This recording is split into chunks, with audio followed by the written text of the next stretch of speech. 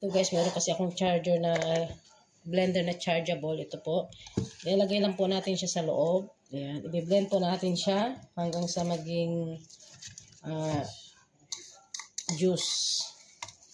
Okay. Tapos, lagyan natin ng konting tubig para naman magkaroon siya ng ano. Then, ilagay natin sa malunggay. Isasara na po natin siya. Be sure na mahigpit siya. Mahigpit ang pagkasara natin. Ayan. Tapos, pindutin po natin dito.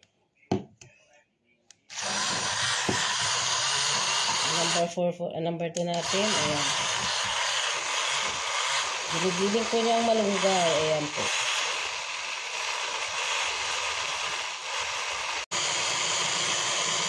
Atin siya hanggang sa matapos.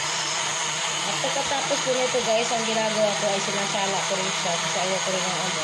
Pero nasa inyo rin kung gusto nyo inumin yung kasama yung mga ano. Kailangan ganyan na siya maigi. Ayan, kung napansin nyo guys, ayan, ito na siya.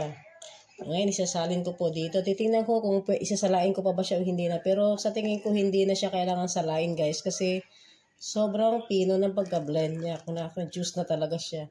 Ang ganda ng blender na to. Ito lang. Dahil guys, hindi ko naman talaga kayang inumin ng pure na pure kasi mapait nga po siya. Naglalagay po tayo ng stevia sugar. Ayan. Stevia po maganda siya kasi hindi naman siya katulad ng hindi siya tulad ng mga normal sugar. Ito ginagamit ng mga taong may mga matatasang sugar. Ayan, kaya inumin na po natin ito. Ayan, ito na guys ang ginawa kong malunggay juice. Ayan, sa umaga masarap talaga siya. Kasi dapat mag-clean tayo ng kidney natin.